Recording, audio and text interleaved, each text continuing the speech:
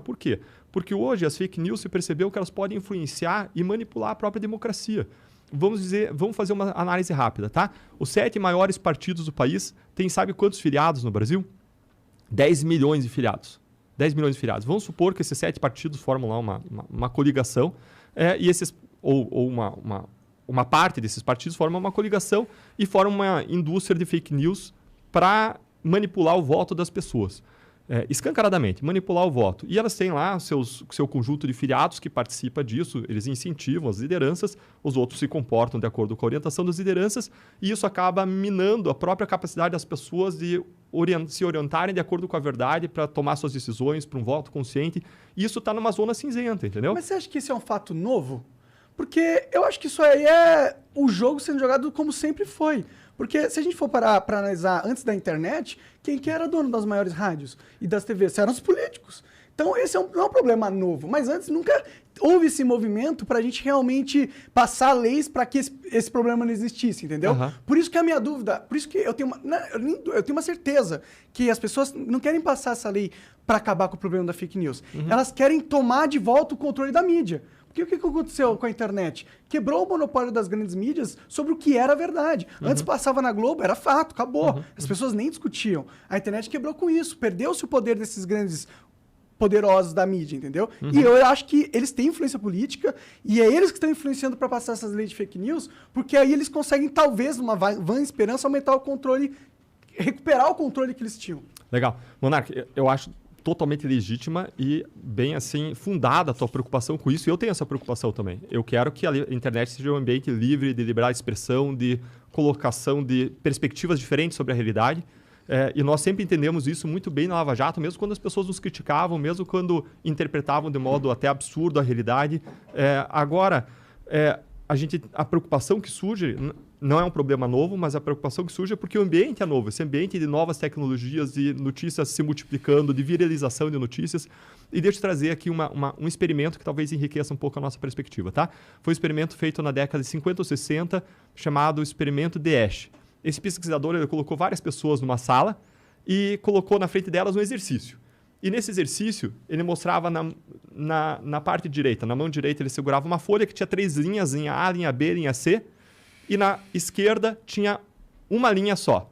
E o exercício era, os participantes tinham que dizer qual que era o tamanho da linha que estava nessa mão, que correspondia a qual das letras das 3 linhas que estavam na outra mão. Ou seja, o cara era um exercício fácil, visual, cara. Cara, era muito fácil o cara acertar. O cara olhava a linha que estava numa mão e tinha que dizer qual que era o tamanho, a qual que ela correspondia no tamanho em relação às 3 linhas que estavam na outra mão. Letra A, letra B ou letra C. Cara, ninguém erra esse exercício. Era fácil. Os tamanhos das linhas não eram parecidos.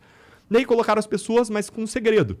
Todos eram atores, menos um que era o verdadeiro testado. Tá ligado qual que é essa porra. E aí, os atores começavam dando a resposta errada. Linha A, linha A, linha A, linha A. Chegava na vez do participante, ele olha para os lados e fala assim, linha B. Aí outro, linha A, linha A. E aí vem a próxima folhinha. E aí o que acontece? Vai lá os atores falando de novo a linha errada, linha C, linha C, linha C, linha C. Aí vem o ator, ele olha para o lado, fica sem jeito, linha C, falando a resposta errada. Esse experimento, ele foi feito dezenas de vezes, centenas de vezes. E qual que foi o resultado? Mais de 50% das vezes, a pessoa dá mais de 50% das respostas erradas. Nós tendemos a nos comportar como parte de uma manada, certo? E quando você simula o ambiente de manada, e veja que eu estava falando de 10 milhões de pessoas filiadas aos 7 maiores partidos, e uma indústria de robôs, né, que replicam notícias, isso permite a criação de um ambiente de manada para manipular a opinião, manipular a condução, manipular voto. E aí a questão vem, até que ponto isso é legítimo? Quando a gente não tinha ainda esses grandes mecanismos de massa, de internet, replicação de robôs, de fake news, eu entendo que a liberdade, vigia aí a liberdade de expressão. Agora, conforme isso se aproxime de um ambiente em que isso manipule a vontade, o voto dos eleitores, manipule a verdade com fatos evidentemente falsos, que contrariam a ciência, que contrariam... E, claro, eu entendo que perspectivas diferentes de ciência devem ser respeitadas. Perspectivas diferentes devem ser respeitadas. Quem diz aonde que a ciência é consenso? Eu entendo. É que, tipo... O seu argumento é... Antigamente, as pessoas que manipulavam, a gente sabia quem era. Agora, todo mundo pode fazer. Mas, mano, isso é bom. tá ligado? Pra mim, é melhor a gente ter um ambiente... Porque sabe qual que é a verdade? Não tem como você acabar com a manipulação do debate público. Não tem como. Eu acho que é aquela coisa de meio que ser fé, sabe? Você tem que ter fé em Deus e acreditar que essa parada que ele criou tem mecanismos, entendeu? E você tem que confiar que não vai ser a lei que vai controlar o debate para que ele seja positivo. E sim vai ser a cultura, e sim vai ser a gente conversando, as ideias sem troca de ideias. A partir do momento que você coloca o Estado para fazer esse controle, eu acho muito perigoso. Eu entendo o argumento que a gente tem agora muitos grupos políticos que estão utilizando desse novo ambiente para manipular as massas. O meu argumento é que grupos políticos usando do ambiente midiático para manipular as massas sempre existiu. E o perigo de controlar a comunicação para resolver esse problema é infinitamente maior do que o problema em si. Porque é um problema que a gente lida desde quando a humanidade é a humanidade. E ela não destruiu a humanidade, entendeu? Mas eu acho que a humanidade pode ser destruída se a liberdade de expressão for cada vez mais cerceada. E, infelizmente, eu entendo que é nobre, talvez, as intenções de quem quer passar leis ou fortalecer a rigorosidade do Estado nesse sentido. Mas eu acho que, apesar de nobre, é uma visão que vai levar a gente para um caminho, infelizmente, de menos liberdade e um caminho ruim para a sociedade, sabe? Monarca, eu tendo a concordar com você, eu só estou situando a discussão, tá? Então, meu argumento não é nem contrário ao teu. Meu ponto é, existe uma zona de certeza e liberdade de expressão, cara, é o pilar fundante da democracia, é direito fundamental, e a gente tem que prestigiar acima dos outros direitos. Existe uma zona de certeza negativa, que é quando a pessoa está praticando um crime lá, bem definido, bem quadradinho, e onde surge a discussão é na zona cinzenta.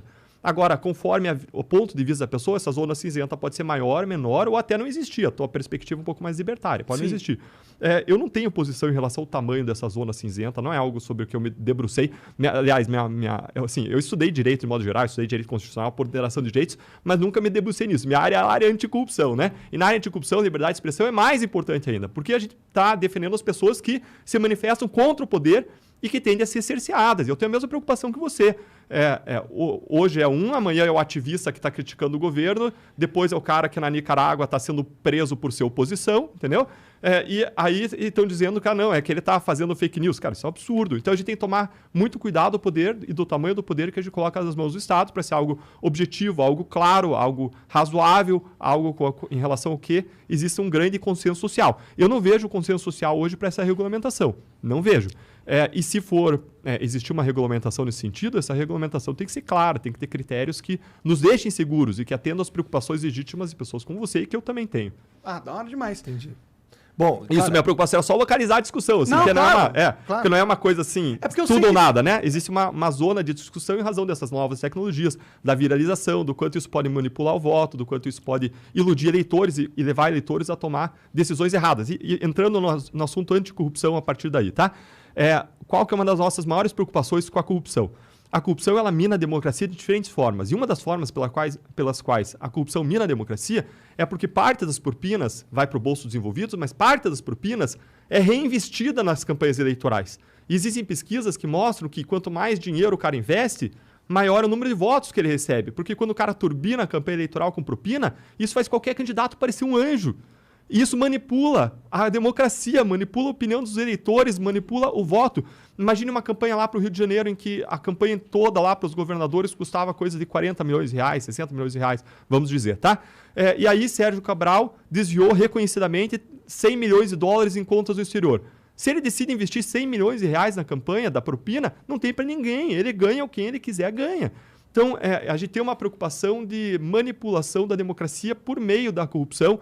E isso faz com que a própria corrupção se retroalimente e se auto-perpetue, porque vai continuar no poder quem é corrupto, quem desvia, quem pode reinvestir o dinheiro, que gera mais corrupção, que gera mais posições de poder, que gera mais propina. Essa é uma preocupação que a gente tem pela perspectiva também do combate à corrupção. Como foi que eles destruíram?